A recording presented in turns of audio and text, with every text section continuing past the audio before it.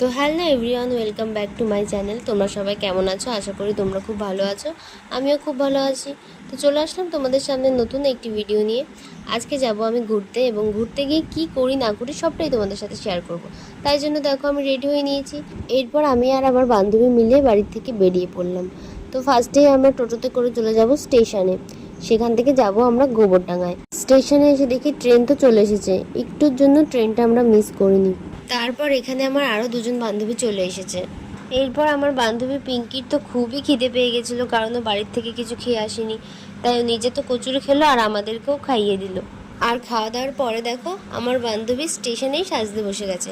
আরে ভাই, তুই এমনিই সুন্দর, তোর সাজার দরকার পড়ে না। তারপর দেখো ঘুরতে যাব, সে সময় খুব জোর বৃষ্টি নেমে গেছে। এরপর আমার আরেক বান্ধবী চলে আসলো। তারপর আমরা সবাই মিলে চলে আসলাম গোবরডাঙ্গা কঙ্কনা পার্কে। এরপর সেখানে এসে আমরা সবাই নিজেদের জন্য টিকিট কেটে নিলাম। এরপরে পার্কে ঢুকে দেখি এই কদিন ধরে এত বৃষ্টি হয়েছে যে চারিদিকেই জল জমে আছে। এই জলের মধ্যে কোথায় যে যাব কিছুই বুঝতে পারছিলাম না। তার উপরে সেদিন খুব একটা বেশি লোকও আসেনি বৃষ্টির জন্য। যাই হোক, পার্কে যখন ঘুরতে এসেই পড়েছি, তাই জন্য পার্কের চারিদিকটা একটু ঘুরে দেখে নিলাম। অবশ্য চারিদিকে কাপল ছাড়া আর কিছুই দেখার মতো ছিল না। এত কাপলদের মধ্যে আমরা সিঙ্গেল আপেলরা কি করব বলো? তাই জন্য আমরা সবাই মিলে চলে আসলাম পার্কের একটা দোকানে চা খাওয়ার জন্য। এরপর সেখানে আমরা কিছুক্ষণ বান্ধবীরা মিলে গল্প করছিলাম। এরপর আমার চা খেতে খেতে এত গরম লেগে গেছে যে বান্ধবীর থেকে পাখাটা কেড়ে নিয়ে হাওয়া খেতে শুরু করে দিয়েছি। এরপর আমি আমার বান্ধবীকে বললাম আমার কানে একটু ফুল গুজে দিতে। আর আমার বান্ধবীকে দেখো, একটা ফুল গুজতে লাগে 1 ঘন্টা। এখন যদি আমার একটা বয়ফ্রেন্ড থাকতো, তাহলে কত সুন্দরভাবেই না আমার কানে ফুলটা গুজে দিত। এরপরে আমরা একটু ফটো তুলে নিচ্ছিলাম। ঘুরতে আসবো অথচ ফটো ভিডিও করব না, এটা কি হতে পারে? এরপর কিছু ফটো ভিডিও করে সেখান থেকে আমরা বেরিয়ে আসলাম। বেরিয়ে এসে সেখান থেকে একটা টোটো ধরে নিলাম। আমরা এখন কঙ্কনা পার্ক থেকে রেস্তোরাঁতে যাচ্ছি খাওয়া দাওয়া করতে। এরপর দেখতে দেখতে আমরা গোবরডাঙ্গা হইচইতে চলে আসলাম।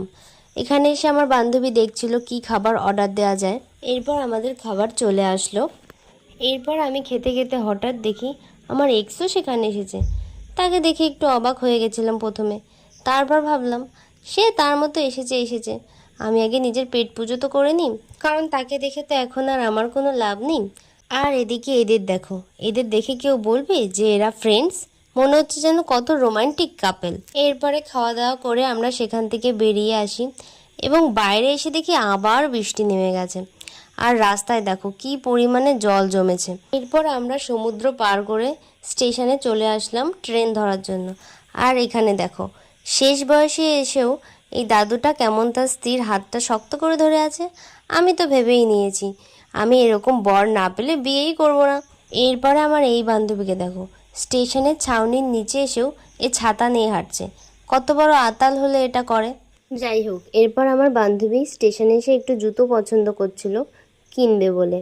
এরপরে এই মামনিকে দেখো, এখন যাবে বাড়িতে, তবু এর সাজগোজ হয় না।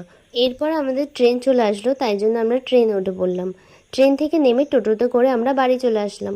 তো আজকের মতো ভিডিওটা এই পর্যন্তই। ভিডিওটা ভালো লাগলে like, comment, share and subscribe করে দিও। And thanks for watching guys.